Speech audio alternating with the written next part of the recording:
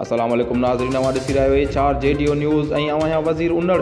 कुछ ॾींहं पहिरीं कश्मीर में बेगुनाह क़त्ल थी वियल human rights and justice defender organization Tehelka Kashmir जे सदर शेरजान दस्तीअ जे तॾे ते human rights and justice defender organization जे चेयरमैन अब्दुल वहाब अब्बासी तॾे ते पहुची वारसनि सां ताज़ियत कई। उनके शहादत जो रुतबो लिखियल हुयो। बाक़ी रही ॻाल्हि इहा त नाइंसाफ़ी कान थींदी, अल्लाह पाक बहितर कंदो, तव्हां सां इंसाफ़ थींदो।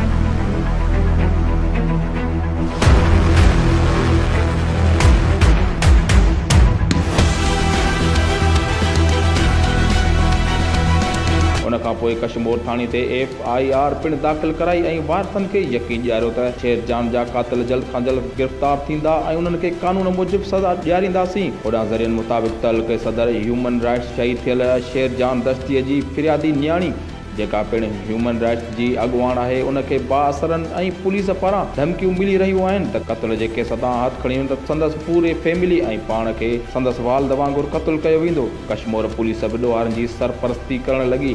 FIR दाख़िल थियण बावजूदि पुलिस हिन महिल ताईं कंहिं बि क़ातिल खे गिरफ़्तार नाहे कयो ऐं क़ातिल सरेआम घुमी रहिया आहिनि, जंहिं ते मौजूदा CEO human rights and director complaint cell Simrin Mirza आला इख़्तियारनि खां मुतालबो कयो आहे त जेकॾहिं 24 कलाकनि जे अंदरि क़ातिल गिरफ़्तार न थिया त पूरी सिंध में ह्यूमन राइट्स तरफ़ां एहतिजाजी मुज़ाहिरा कया वेंदा।